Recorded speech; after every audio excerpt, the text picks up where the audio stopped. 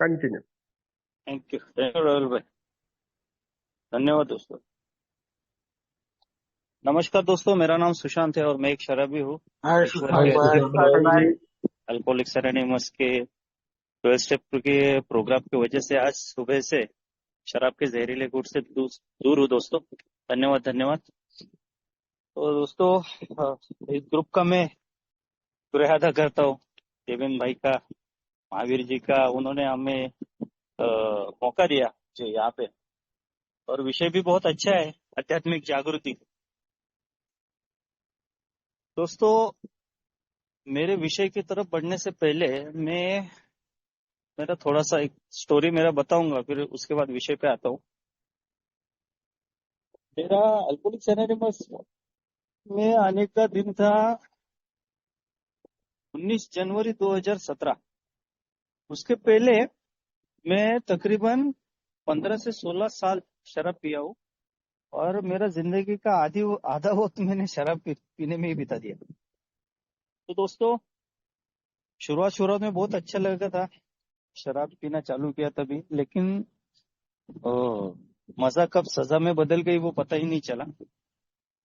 और उसका परिणाम लास्ट में इतना भयानक हुआ कि लिटरली मैं वाइन शॉप के सामने भीख मांगता पाया गया, मेरे दोस्तों को, मेरे रिश्तेदारों को, क्योंकि मुझे लगा था कि मैं दुनिया का हर काम में ढंग से करता हूँ, अच्छे से करता हूँ, तो मुझे शराब भी अच्छे से पॉसिबल होगी पीने के लिए। लेकिन मेरा विल पावर दूसरे काम में कितना भी स्ट्रांग क्यों ना हो, शराब के मामले में वीक ठहरा। और इसका वजह ये है कि मैं आपके सामने अभी शेयरिंग कर रहा हूँ। अल्कोहलिक्स एनोनिमस का मेंबर हूँ, मुझे बहुत अच्छा लगता है, क्योंकि अल्कोहलिक्स एनोनिमस में आने के बाद मुझे एक बात पता चल गई कि शराबीपन ये एक बीमारी है। ये पहली बार मुझे पता चला, क्योंकि इसमें 3 टाइप का स्टार्टिंग में मुझे बीमारी बोला गया कि भाई ये शारीरिक, मानसिक और आध्यात्मिक बीमारी है। तो ये मैं शेयरिंग में सुनता था, स्टार्टिंग में बहुत अच्छा लगता था, और मैं खुद जब शेयरिंग करता था तब मुझे शेयरिंग में बोलना भी बहुत अच्छा लगता था। अभी सब गवा के मैं यहाँ पे आया हूँ, ऐसा नहीं कि बहुत भजन कीर्तन करता था उधर, बहुत कंटाल आ गए भाई, आ गए मीटिंग में, ऐसा नहीं है। मेरा पूरी वाट लग गई थी, पूरी लाइफ पे पूरा बैंड बजा डाला था मैंने, मेरे खुद के भी बजा डाला था, और मेरे आजू बाजू वाले लोग थे, मेरे वाइफ, मेरे माँ, मेरे बच्चे, मेरे पड़ोसी, मेरे रिश्तेदार, इन सबकी वाट लगा डाला था लाइफ के पूरे। और यही कारण था, मैं बेचैनी, चिड़चिड़ापन और असंतुष्ट रहता था जब जब मैं शराब नहीं पीता था तब। तो जैसे अल्कोहलिक्स एनोनिमस में आया, डे 1 से मेरा शराब रुक गया दोस्तों। पहले दिन से शराब रुक गया, बहुत अच्छा लगने लग गया था। स्टार्टिंग का वो पिंक क्लाउड बहुत अच्छा आप लोगों के बीच में आया, नए नए लोगों से जान पहचान हो गया, शेयरिंग करता था, शेयरिंग सुनता था, मीटिंग कंडक्ट करता था। उसके बाद कुछ भी एक्टिविटी रहने दो, मैं सबसे पहले फ्रंट पे रहता था, बहुत अच्छा लगने लगा था स्टार्टिंग में। फिर जो मैंने गंवाया था, मैंने क्या क्या गंवाया था, तो मैंने मेरी बीवी गंवाई थी, मेरे पैसे गंवाए थे, मेरी हेल्थ गंवाई थी, वो सब आहिस्ते आहिस्ते अभी मिलना चालू हो गया, और मुझे लगने लगा ये रिवॉर्ड है मेरा अभी, ये सब चमत्कार होने लग गए मेरी लाइफ में। और अल्कोहलिक्स एनोनिमस का मीटिंग करते करते मुझे ऐसा प्रतीत होने लग गया कि भाई एक्चुअल में यही प्रोग्राम है शायद, पैसा कमाना, लोगों से जान पहचान करना, और अपना एक स्टेटस समाज में बनाना, कि भाई ये बहुत बेवड़ा मारता था पहले, अभी बहुत सुधर गया है साला, इसका कुछ तो हो रहा है, मतलब नहीं क्या तरक्की हो रहा है लाइफ में। तो ये मुझे लगता था ये प्रगति है, इसी को ही तो प्रगति बोलते हैं। अल्कोहलिक्स एनोनिमस जो संस्था है, मेरे जैसे शराबी के लिए बनाई गई भगवान ने, इसको मैं कहता हूँ भगवान ने बनाई मेरे लिए। तो ये संस्था का बेसिक एक क्या बोलते हैं उसको, एक टूल है, और वो बेसिक टूल जिसको हम बोलते हैं स्पिरिचुअल अवेकनिंग, एक आध्यात्मिक जागृति। और जब तक मेरे जैसे शराबी की वो आध्यात्मिक जागृति नहीं होती है, तब तक मैं भले ही शराब से दूर रहूं, लेकिन मैं बेचैन, चिड़चिड़ा और असंतुष्ट ही रहता। क्योंकि मैं ए में आया, और ए में आने के बाद मीटिंग्स चालू किया, मीटिंग्स चालू करने के बाद मेरा शराब रुक गया, शराब रुकने के बाद मुझे पैसा मिलना चालू हुआ, बीवी ने घर पे वापस बुलाया, दोस्त लोग पूछने लग गए, रिश्तेदार पूछने लग गए, और मेरा हेल्थ अच्छा होने लग गया। मैं घर का भाड़ा भरता था, लाइट बिल भरता था, बच्चों की फी भरता था स्कूल की। तो ये सब तो चीजें सब चालू थी मेरे बाहरी दुनिया में। लेकिन मेरा सबसे बड़ा एक प्रॉब्लम था, वो था मेरी अंदरूनी बीमारी। और वो जो बीमारी है ना, मेरे मेरे खुद के विचार, वो मुझे है ना दिन ब दिन सोने नहीं देते थे। और मैं बाहर से कितना भी अच्छा, स्वज्वल और शांत और होनहार आदमी क्यों ना लगूं, लेकिन मेरे भीतर एक तूफान चल रहा था। और वो तूफान जो है, वो शांत होने का नाम ही नहीं ले रहा था। अभी मैं ए में आया हूँ, ये सब कुछ हो रहा है एक साइड से मेरे साथ, मगर मेरे भीतर जो ज्वालामुखी उठ रहा था, जो मुझे बेचैन करके छोड़ रहा था, उसका क्या करूं, उसको शांत कैसे करूं? क्योंकि मैं जब मीटिंग में रहता था तब एकदम नॉर्मल बातें करता था, जब मैं घर पे आता था तब बीवी के ऊपर चिल्लाता था, जब मैं काम पे जाता था तब सब लोगों ने मेरी सुननी चाहिए, ये मेरी इच्छा रहती थी। जब मैं मेरे अड़ोस पड़ोस में जाता था या रिश्तेदारों में जाता था तो उन लोगों का बिहेवियर मुझे अच्छा नहीं लगता था। ये सब कैसे होने लग गया मेरे साथ? क्योंकि मुंह को तो मेरे शराब का बास नहीं है मेरे मुंह को, लेकिन मेरा बिहेवियर, मेरा जो बर्ताव है लोगों के प्रति, वो एक शराबी के जैसा ही था।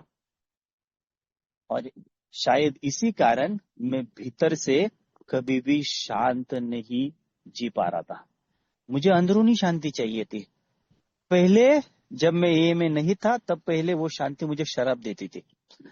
जब बीवी से झगड़ा होता था, जब काम पे लफड़ा होता था, जब समाज में किरकिर होती थी, तो मैं जाके शराब के ठेके पे बैठता था। और वो किरकिर जो दिमाग के अंदर जो चालू रहते चूहे कूदते थे ना, उसको शांत करने के लिए मैं पैक के ऊपर पैक, दारू के ऊपर दारू, क्वार्टर के ऊपर क्वार्टर मारता ही चला जाता था। और जैसे ही मैं पीता था, उतनी देर के लिए वो सब जो मेरे दिमाग में लोगों के प्रति या मेरे खुद के जीवन के प्रति लेकर मेरे दिमाग में जो भी विचार चलते थे, वो उतनी देर के लिए शांत हो जाते थे। और जैसे ही शराब उतर जाती थी, वैसे ही वो चूहे कूदना चालू हो जाते थे मेरे भीतर। तो अब इसका परमानेंट सोल्यूशन क्या है? क्योंकि ए में आया हूं, अभी तो शराब पीना नहीं है। आप लोगों ने तो बोले कि भाई अगर शराब पिया इसके बाद तो अकाली मृत्यु या पागलपन, ये तो तेरी राह देख रहा है। तो भाई अभी एक तो बात मान ली कि भाई शराब के सामने बेबस हूं, लेकिन आगे क्या? मेरे विचारों का क्या करूं? मेरी बेचैनियत का क्या करूं? मैं जो चिड़चिड़ापन हो रहा है, दिन ब दिन बढ़ते जा रहा है, उसका क्या करूं? इस सवाल का जवाब मुझे मिल नहीं रहा था। तो दोस्तों फाइनली 1.5 साल के बाद मैंने 1 साल का टोकन लिया। फिर 1.5 साल के बाद है ना, मुझे फिर से शराब पीने की इच्छा हो गई। और मुझे ऐसा लगने लग गया कि भाई अभी मेरे पैरों तले जमीन खिसक गई मेरे। क्योंकि मुझे अभी लगने लग, मेरा मेरा अंत मुझे दिख रहा था। क्योंकि मैं ढंग से है ना शराब से दूर रह भी नहीं पा रहा था, और शराब पीने के बाद ढंग से उसको कंट्रोल में कर भी नहीं पा रहा था। तो अब क्या करूं? क्योंकि शराब पीने की तो इच्छा हो रही बार बार, मुझे तो मीटिंग में जाने की भी इच्छा नहीं हो रही थी लास्ट लास्ट में। मुझे ऐसे लगने लग गया, भाई ये क्या हो रहा है मेरे साथ में? लोगों को दिखाने के लिए मुखौटा लेके मैं, वो जो मास्क लेके मैं है ना मीटिंग में घूम रहा था। लोगों को दिखाने के लिए कुछ अलग ही चेहरा था मेरा, और है ना मेरे खाने के दांत कुछ अलग थे, हाथी के जैसा मेरी हालत हो गई थी। वो बोलते हैं ना, खाने के दांत अलग दिखाने के अलग, वैसे ही मेरा सेम चल रहा था। और मैं एक है ना नट सम्राट की तरह, है ना बोलते हैं ना उसको, एक हीरो की तरह, हीरो अपने किरदार हर जगह पे अलग अलग, वो भूमिका अपनी जैसे करता है ना, उसी प्रकार से मैं मेरे जीवन में अलग अलग तरीके की भूमिकाएं निभाना चालू कर दिया। मीटिंग में अलग चेहरा, घर के अंदर अलग चेहरा, काम के ऊपर एक अलग चेहरा, दोस्तों में अलग चेहरा, रिश्तेदारों में अलग चेहरा। जब मैं खुद को आईने में देखता था ना, तो नजर भी नहीं मिला पा रहा था। इतना डर मेरे भीतर समाया हुआ था, इतना लोगों के प्रति गुस्सा और खुद के प्रति गुस्सा मेरा समाया हुआ था, कि उसको मैं ना शब्दों में बयां नहीं कर पा रहा था। मीटिंग में मुझे चांस मिलता था शेयरिंग करने का, लेकिन मैं जो शेयरिंग करना है वो नहीं करता था। मैंने कितना दारू पिया, मैं कितना औरतों को घुमाया, मैंने कितना जिंदगी में पैसा कमाया, कितना ऐशो आराम का जिंदगी जिया, ये सब शेयरिंग करता था यार। लेकिन मेरे भीतर क्या चल रहा है वो कभी शेयर नहीं करता था। और इसी वजह से मैं शराब से दूर रहकर भी खुश नहीं रह रहा था। और अल्कोहलिक्स एनोनिमस ने बताया कि भाई अगर शारीरिक और मानसिक तौर पे अगर तुझे सुदृढ़ होना है, या इसमें अगर तुझे कामयाबी हासिल करनी है, तो सबसे पहले आध्यात्मिक दृष्टिकोण से तुझे सबसे पहले प्रबल होना पड़ेगा।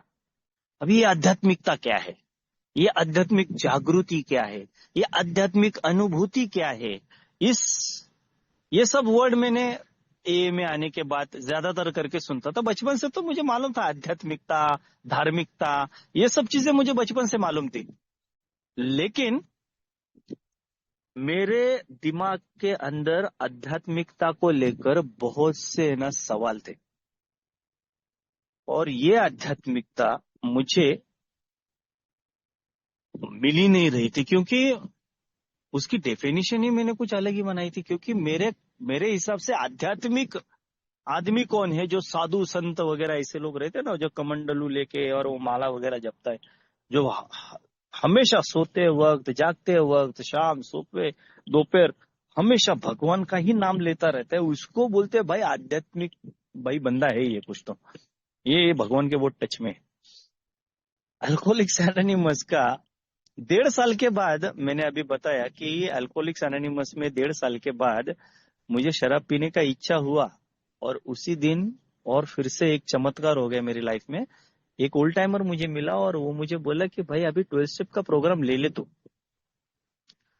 और दोस्तों, मैंने जैसे ही एक स्पॉन्सर लिया, उसने मुझे दिलाया वो sponsor, by the grace of God की बहुत बड़ी कृपा हो गई। फटाफट उसने 12 कदम मुझे बिग बुक के माध्यम से बताए। और ये आध्यात्मिक जागृति, आध्यात्मिक जागृति, आध्यात्मिक जागृति क्या है भाई ये कीड़ा?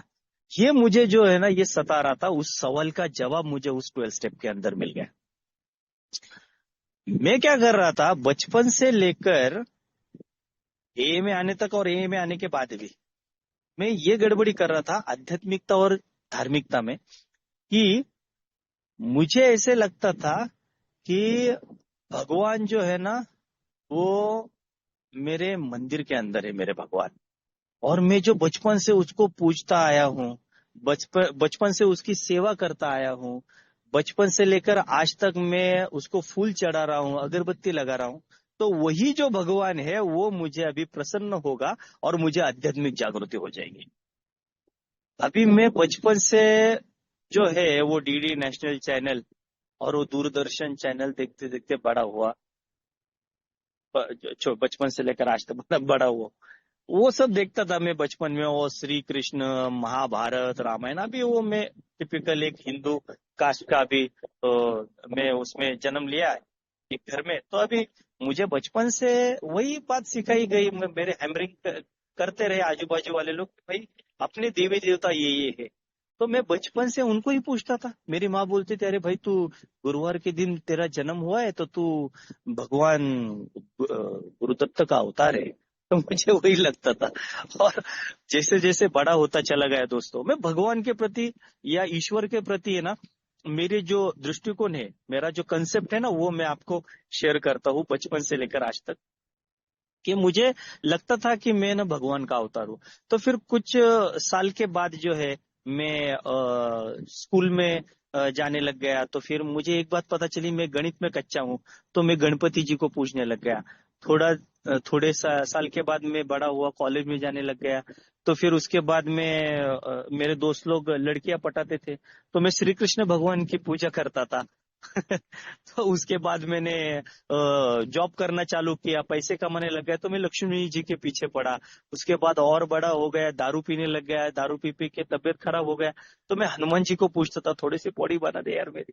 उसके बाद में और बड़ा हो गया, दारू पी के मेरी हालत खराब हो गई, मैं कर्जे में डूब गया। उसके बाद बीवी ने छोड़ा, पूरा समाज में पूरा चीतू होने लग गया। तो मुझे लगा मेरे पीछे 7.5 लगी, तो मैं शनि भगवान को पूछने लग गया। तो मॉरल ऑफ द स्टोरी, मैं क्या करता था, मैं अपने जो हिसाब से भगवान को माना और उसके ऊपर से भरोसा तोड़ दिया। मैं किसी एक भगवान के ऊपर टिका नहीं। और मुझे ऐसा लगता था कि यार ये भगवान तो कुछ काम कर ही नहीं रहे मेरे लाइफ में, कितने प्रॉब्लम आ रहे, कितने संकट आ रहे, इससे मुझे दूर कौन करेगा। क्योंकि बचपन से मैं एक बात है ना, मेरे दिमाग में फिट हो गई, और वो बात है कि बड़े बड़े बुजुर्ग बोलते हैं ना कि भगवान तेरा भला करे। अरे भाई किधर कर रहा है मेरा भगवान भला? मैं तो हमेशा सवेरे शाम दोपहर को मैं तो भीख मांग रहा हूँ भगवान के पास, मेरे को पैसा दो, मेरे को तरक्की दो, मेरे को बंगला दो, मेरे को गाड़ी दो, मेरे को अच्छी नौकरी दो, मेरे को अच्छा हेल्थ दो, हाँ मेरी शराब छुड़ाओ, मेरा यहाँ करो, मेरा त्यों करो। अरे ये सब कुछ मांग रहा हूं तो भी भगवान क्यों नहीं दे रहा है, वो क्यों नहीं सुन रहा है? तो इसका मतलब शायद भगवान है ही नहीं इस दुनिया में। अगर रहेगा तो कोई दानव रहेगा, क्योंकि अच्छे लोगों को उठा लेता है भगवान और बुरे लोगों को इधर जमीन पे ही छोड़ देता है। तो क्यों ना मैं खुद बुरे काम करूं।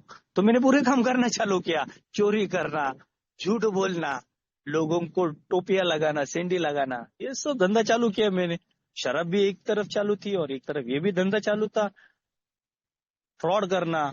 तो ये सब मैंने, गैम्बलिंग करना, ये सब मैंने उसके बाद करना चालू किया। और मुझे ऐसे लगता था कि भगवान शायद है ही नहीं इस दुनिया में, या तो फिर भगवान है और है तो फिर मेरे ऊपर खास करके उसका ध्यान नहीं है भाई, मैं कुछ उसका चाहता नहीं हूं, और ये पाप और पुण्य इसके बीच में फंस गया। दोस्तों ए में आया, और ए में आने के बाद सबसे पहला वर्ड मैंने क्या सुना रहेगा, भगवान की कृपा शरफ से दूर हो। यार मेरे मन ही मन में उसी दिन एक ख्याल आया, अरे यार इधर भी भगवान आ गया, ये भगवान कुछ मेरा पीछा नहीं छोड़ रहा लगता है।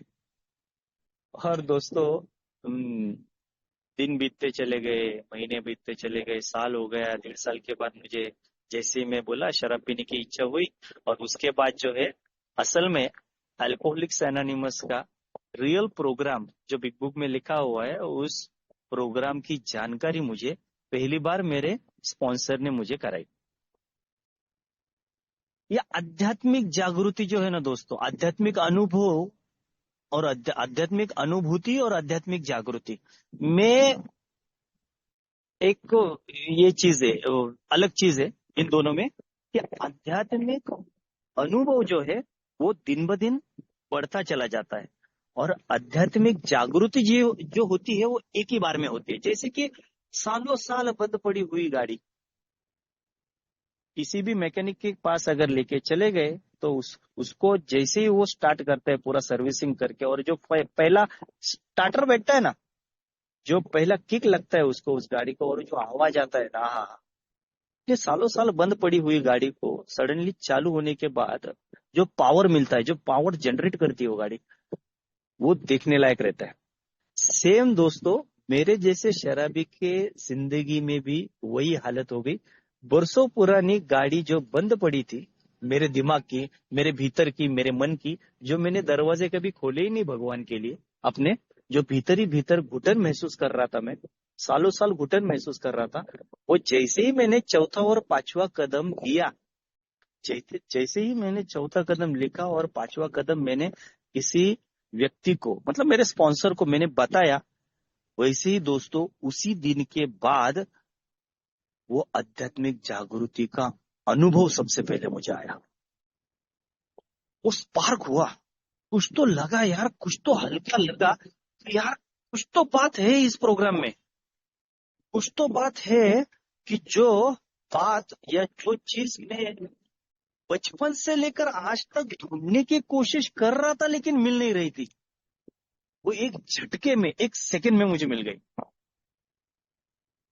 और ये आध्यात्मिक जागृति दोस्तों, अभी इसको हिंदी में तो यही वर्ड है आध्यात्मिक जागृति, लेकिन अपन बोलते हैं ना चेतना जागृत होना किसी भी इंसान की, ऐसा नहीं शराबी की, नॉर्मल लोगों को भी चेतना जागृत हो सकती है।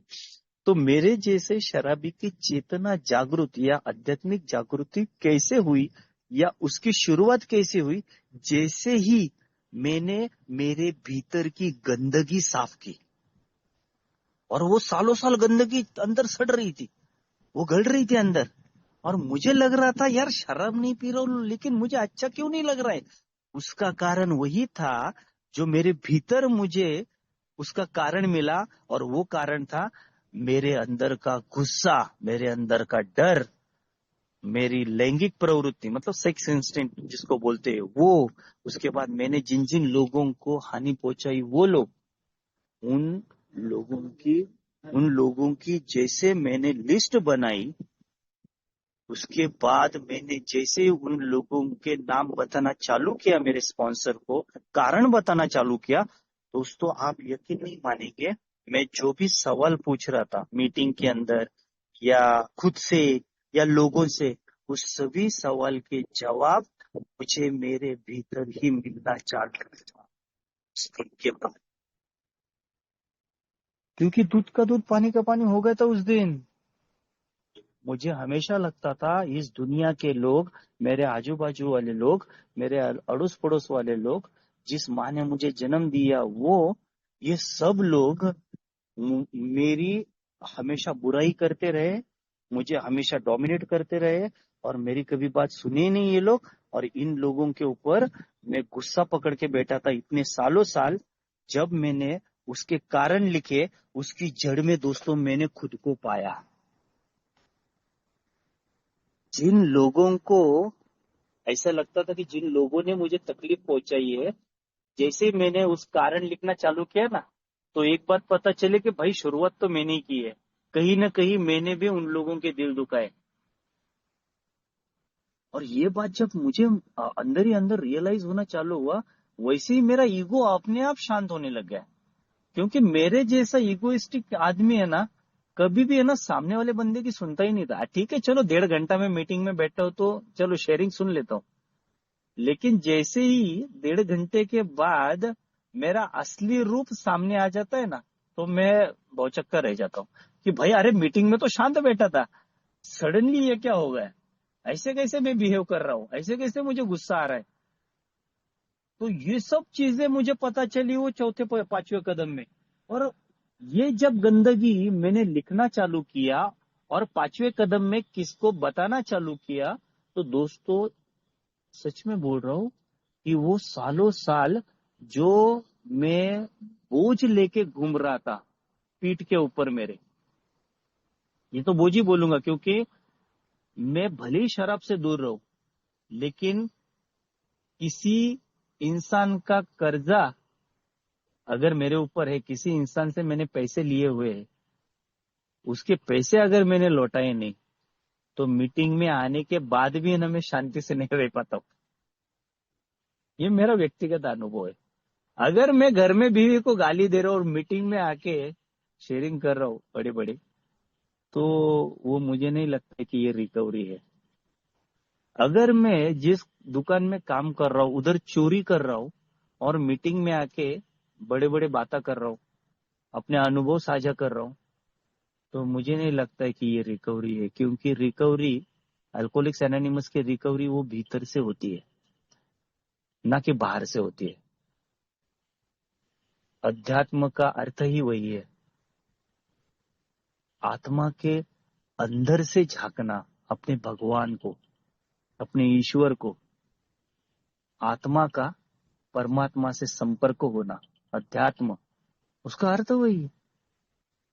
क्या मेरा संपर्क हुआ है अपने ईश्वर से, या फिर मैं दिखावा कर रहा हूं मीटिंग में आके,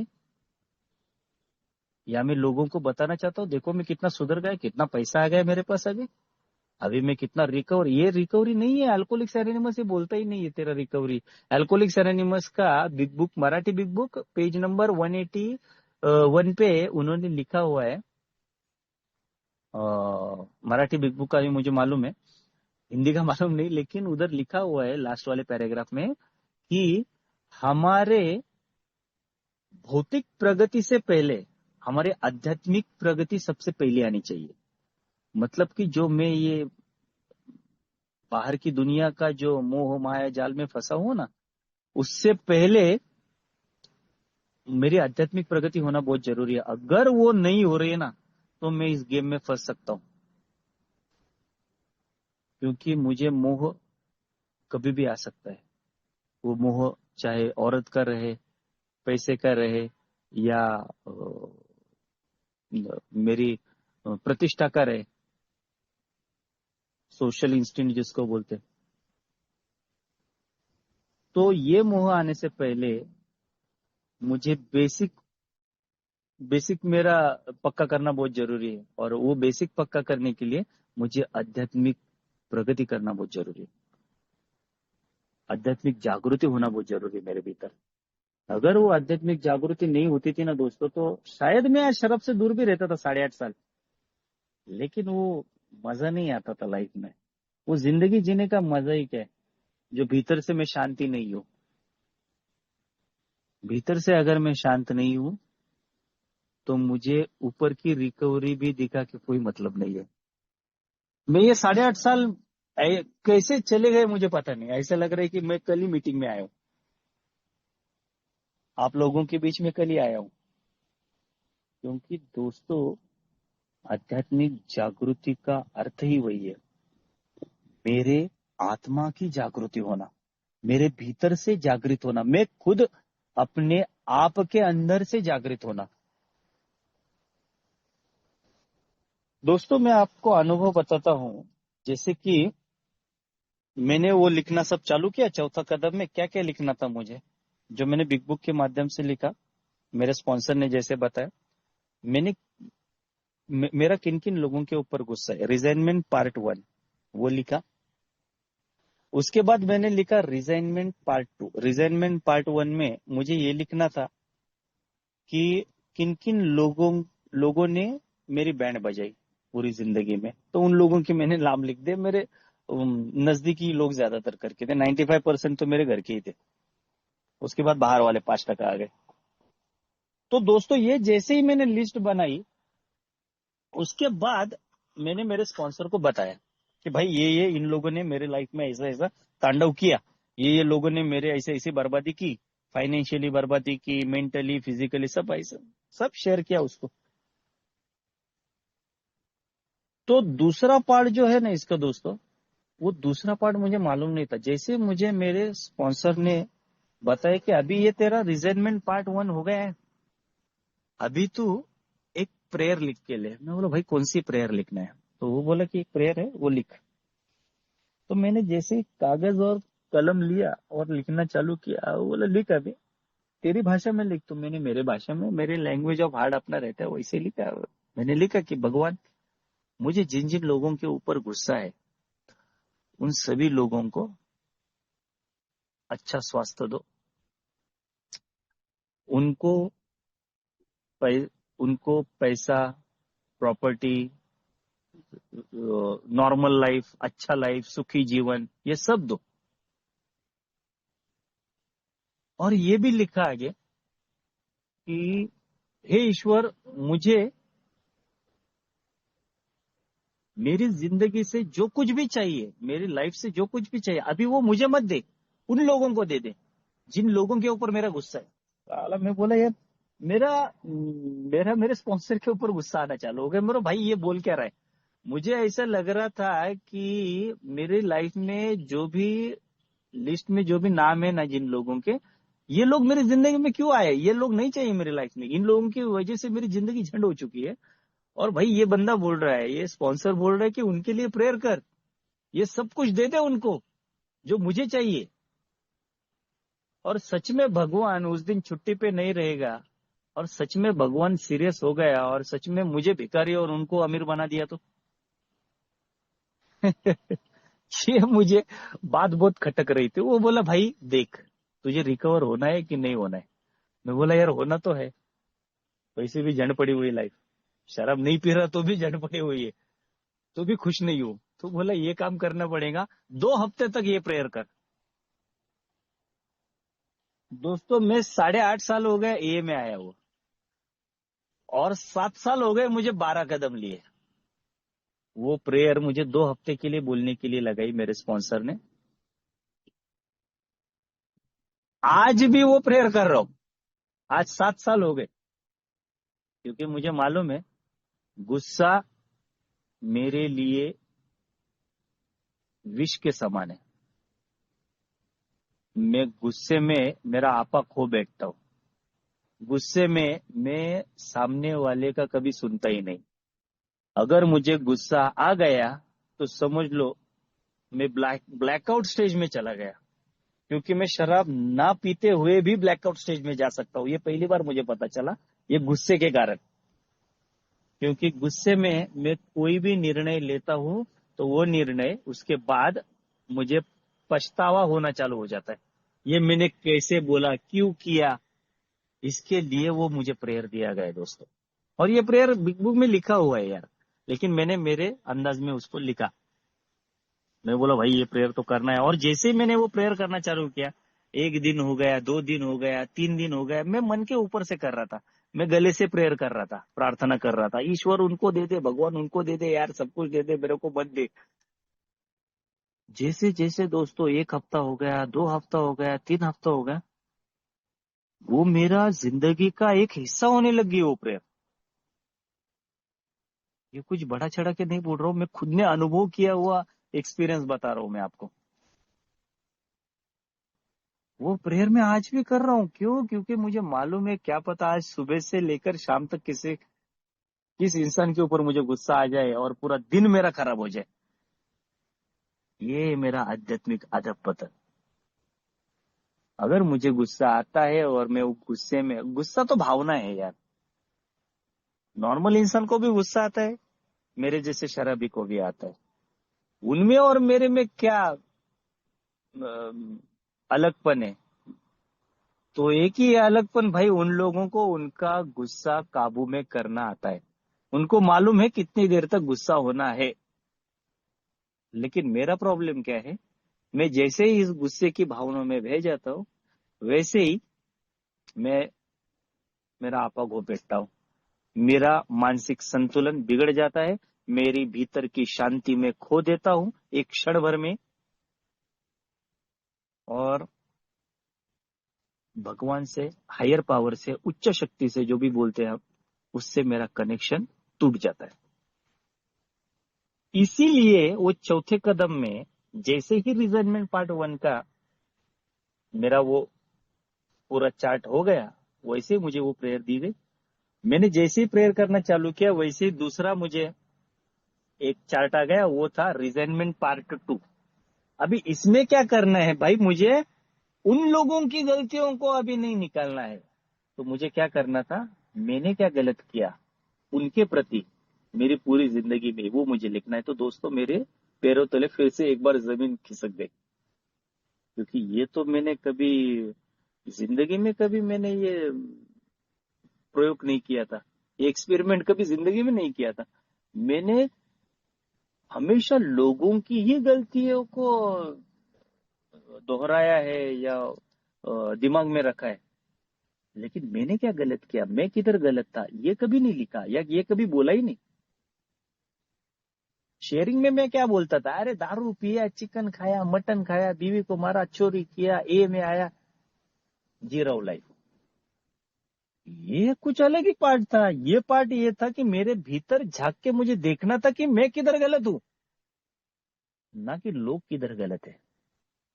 तो दोस्तों ये जब मैंने पार्ट चालू किया ना लिखना, बाप रे, वो भगवान ने सभी के सभी दरवाजे मेरे लिए खोल दिए, मेरे भीतर से ही। और वो शांति जो मैं बरसों से उसका इंतजार कर रहा था, मेरे भीतर शांति क्यों नहीं यार, मैं क्यों बेचैन रह रहा हूं, मैं क्यों है ना असंतुष्ट रह रहा हूं, इस सवाल के जवाब उसके अंदर मिलने चालू हो गए। भाई मेरा नेचर ही ऐसा है, मैं लोगों की हमेशा वाट लगाने के लिए ही पैदा हुआ, ऐसा लगने लग गया मुझे। मैंने जिंदगी में खुद को छोड़कर किसी और का कभी भी ख्याल नहीं किया। उनकी इच्छा क्या है कभी भी ये जाना नहीं, हमेशा मेरी आवाज सुनो, हमेशा मेरा कहना मानो। और बिग बुक कहता है कि खुद को भगवान बताना अभी बंद कर दे तू, खुद को भगवान समझना अभी बंद कर दे, तब जाके भगवान तेरे भीतर काम करेगा। ये तो थर्ड स्टेप में लिखा हुआ है, पेज नंबर 53 पे। सॉरी 55 पे लिखा हुआ है, सेकंड लास्ट पैराग्राफ में, मराठी बुक पे। मैं खुद को ही भगवान मान रहा था, ए में आने से पहले भी और ए में आने के बाद भी। शराब पी रहा था तभी भी और शराब नहीं पी रहा था तभी भी। इसीलिए तो ये सब गड़बड़ी चालू था।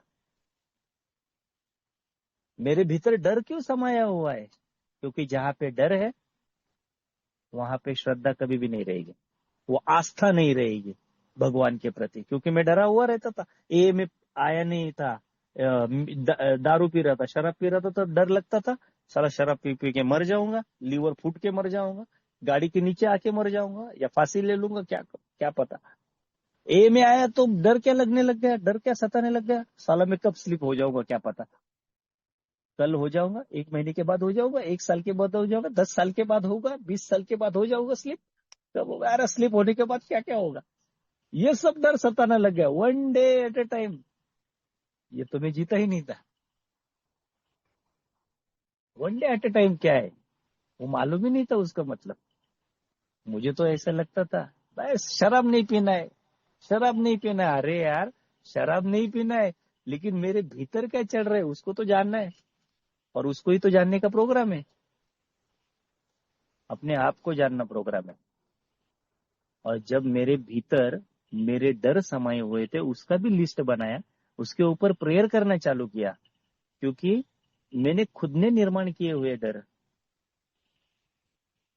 जो भी थे वो मुझे पता चल गए। जैसे कि एक्स्ट्रा मैरिटल अफेयर, ये मैंने खुद ने निर्माण किया था डर। बीवी से डरना, क्यों डरता था, फोन क्यों लॉक करके रखता था, इसी कारण, अरे मेरा लफड़ा ना पकड़ा जाए। ए में आने के बाद भी डरता था। शराब से डर लगता था, अरे मैं स्लिप ना हो जाऊं। पुलिस से डर लगता था, ट्रैफिक पुलिस से, क्या पता कल गाड़ी मेरी पकड़ेगा तो मेरे ऊपर फाइन लगाएगा, मेरी गाड़ी जब्त की जाएगी, या मुझे पुलिस स्टेशन लेके जाएगा, ये डर रहता था। तो इसके लिए क्या करना है भाई, लाइसेंस निकाल, हेलमेट पहन, रूल्स फॉलो कर ट्रैफिक के। अभी जाके मैंने कुछ कुछ महीना पहले मैंने 2 व्हीलर और 4 व्हीलर का लाइसेंस बनाया है दोस्तों। नहीं तो इतने साल तक मैं डर में ही जी रहा था। तो भगवान की इच्छा क्या है वो लिस्ट में लिखा हुआ है, लास्ट वाले कॉलम में, वो चार्ट में। भगवान की इच्छा क्या है? तू ऐसे ही लफड़ा करता बैठ बाहर, मैं तेरा डर भगाता रहूंगा, ऐसे थोड़ी भगवान कहता है। तो ये सब बंद करना पड़ेगा, दूसरों को संदेश पहुंचाना पड़ेगा, यही तो काम है यार मेरा। यही तो करने के लिए आया हूं मैं, ये मेरा कर्तव्य है। काम से काम से ज्यादा इंपॉर्टेंट मेरा कर्तव्य है ये। जो मुझे फ्री में मिला है वो दूसरों को बांटना है। खुद के स्वार्थ, उसके भी पीछे स्वार्थ नहीं रहना चाहिए। ये है आध्यात्मिक जागृति। नहीं तो मैं दूसरों को संदेश देने के लिए जाता हूँ, और उनकी औरतों के ऊपर डोरे डालता हूँ। तो ये हो गया स्वार्थ, ये हो गया निजी स्वार्थ। तो मेरे काम के और मेरे बीच में मेरा स्वार्थ जब जब आया है ना, तब तक मेरी नैया उधर डूब गई है। अल्कोहलिक्स एनोनिमस संस्था ने इतना प्रॉपर प्रोग्राम डिजाइन किया, इतना परफेक्ट प्रोग्राम डिजाइन किया कि मेरे जैसे इंसान कितना भी इच्छा रहने दो उसको हिला ही नहीं सकता जगह से। इतने साल तक किसी ने नहीं हिलाया। मुझे लगता था कि यार ये चौथा पांचवा कदम अगर मैं निकाल दूंगा और बाकी का कदम ले लूंगा तो क्या प्रॉब्लम, क्या दिक्कत है, किधर लिखा है बिग बुक में। लेकिन उसका नाम ही वही है, कार्यक्रम। कार्य करना है क्रम से, 1 से लेकर 12 कदम करना है, ना कि पहला कदम मैं पहले किया है, शराब से दूर रहा हूं और दूसरों को जाके एक का संदेश दे के आए हो। मतलब पहला कदम आधा किया और लास्ट वाला आधा, बस हो गया भाई। लेकिन दोस्तों, जैसे ही मैंने 1 2 3 स्टेप किया, उसके बाद चौथा पांचवा किया, तब जाके एक बात रियलाइज होगी कि मेरे भीतर जो स्वभाव दोष छुपे हुए हैं, मेरे भीतर जो कैरेक्टर डिफेक्ट जो भी मुझे परेशान कर रहे हैं, उनकी सूची मेरे हाथ में थी। 7वें कदम में उसमें लिखा हुआ है कि भाई हम मन से उस स्वभाव दोष को भगवान को प्रार्थना करते, ईश्वर को प्रार्थना करते कि उसको निकाल दो। तो दोस्तों ये करना चालू किया, तो ये बातें जो है मेरे भीतर एक बात है ना रोज आती थी कि यार मैं इतना कैरेक्टर डिफेक्ट से घिरा हूं, मैं भीतर से इतना मेरे अंदर स्वभाव दोष भरे पड़े हैं, मैं लोगों की इन्वेंटरी किधर ले रहा हूँ। ए में आने के बाद मैं लोगों की इन्वेंटरी लेने लग गया। अरे ये ऐसा शेयरिंग कर रहा है, अरे वो वैसा शेयरिंग कर रहा है, अरे ये बराबर नहीं किया है इसने यार। आज मैं हमेशा लोगों को डोमिनेट करने में तो अपनी जिंदगी बिताया, मतलब व्यतीत किया है। ए में आने के बाद भी वही लफड़ा चालू था मेरा। इसी कारण आध्यात्मिक अधपतन मेरा होना चालू हुआ था। इसी कारण मैं भीतर से खुश नहीं रह पा रहा था। इसी कारण मैं ना लोगों से घुल मिल नहीं रहा था, लोगों से अच्छे से बात नहीं कर रहा था। दोस्तों मेरे स्वभाव दोष, मेरे कैरेक्टर डिफेक्ट है ना, मेरे मेरे और मेरे ईश्वर के और अन्य लोगों के बीच में आ रहे थे। और जैसे मैंने प्रेयर करने चालू, आज भी कर रहा हूँ वो प्रेयर।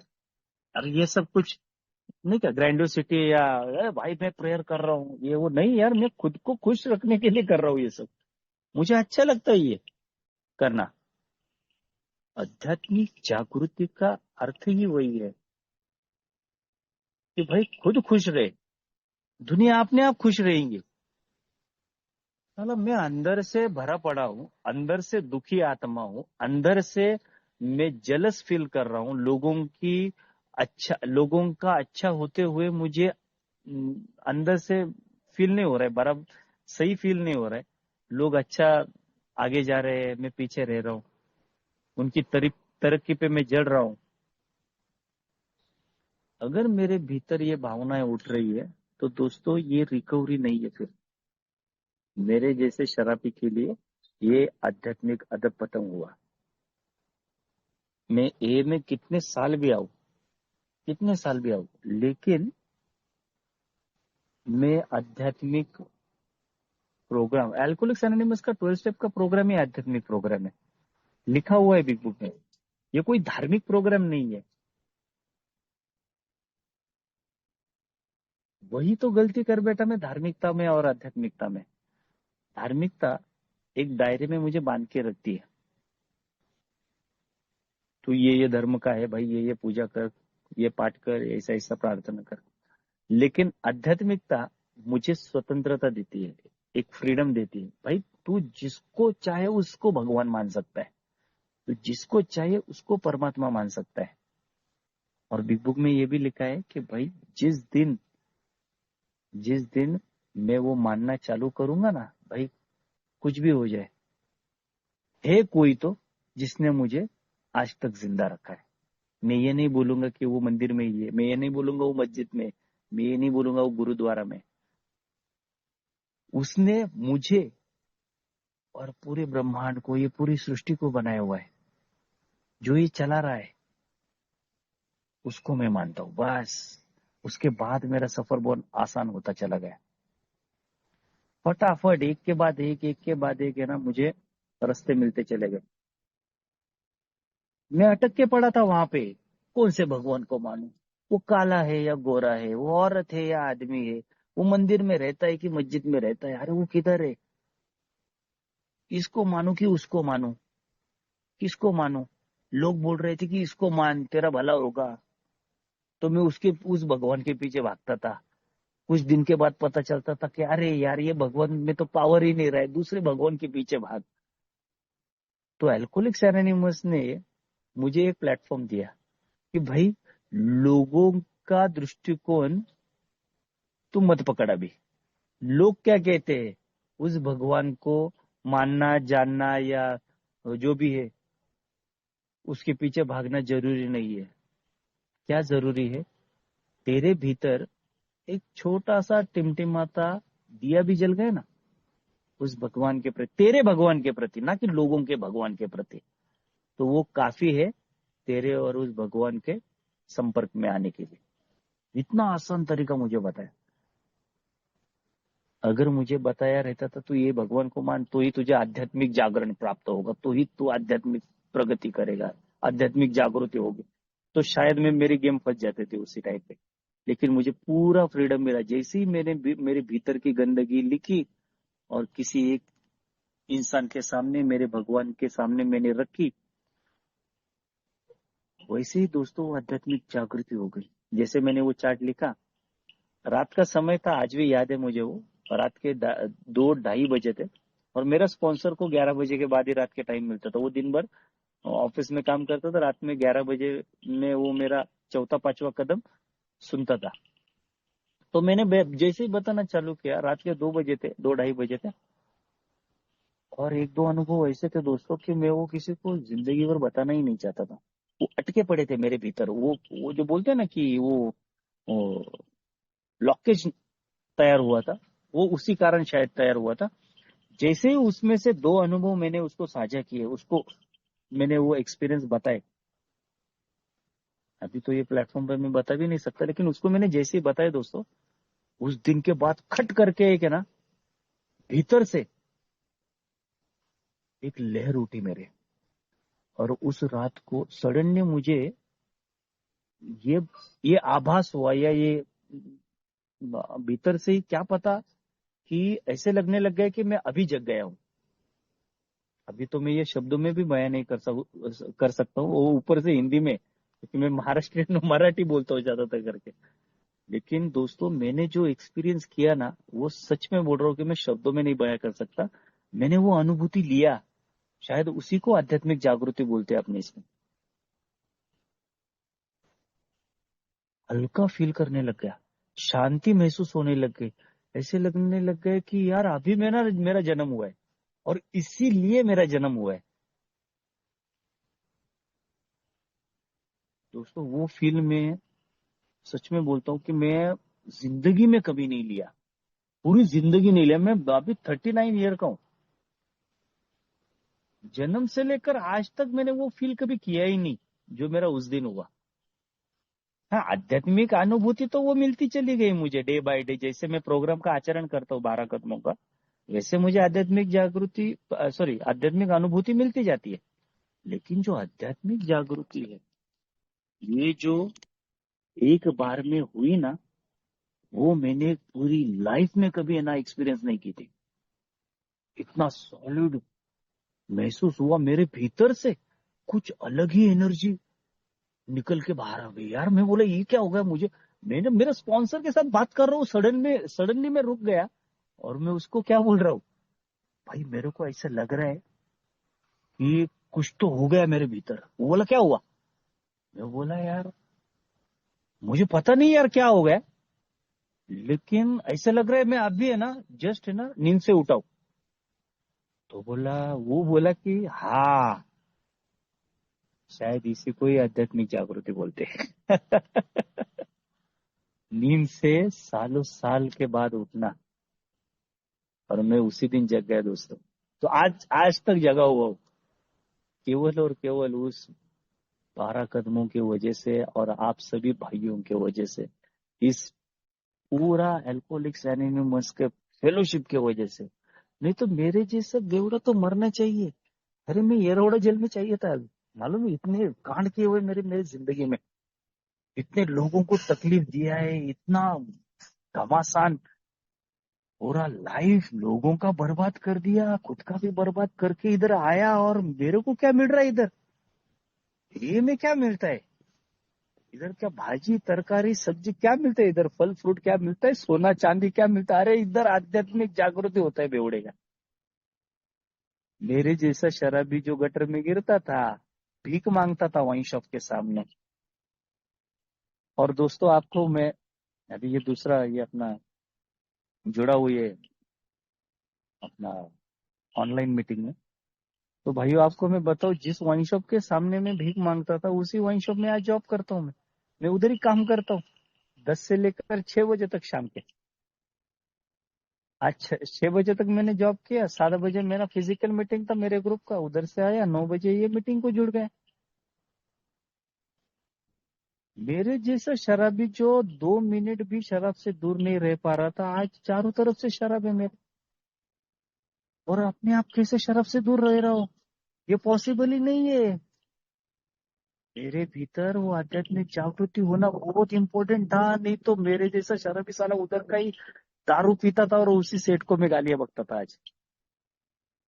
लेकिन केवल इस फेलोशिप के वजह से, इस प्रोग्राम के वजह से आज जिंदा हूँ।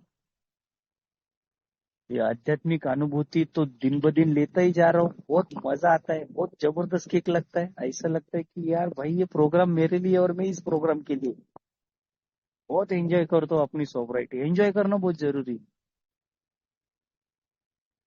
और दोस्तों, बस यही मेरे अनुभव थे जो साझा किए आप लोगों के साथ में। बहुत अच्छा लगा। तो धन्यवाद फिर से एक बार इस ग्रुप का। आपने मुझे शेयरिंग का यहाँ पे मौका दिया दोस्तों, आप सभी भाइयों ने सुना। Thank you very much. रुकता हूँ दोस्तों मैं। Thank you.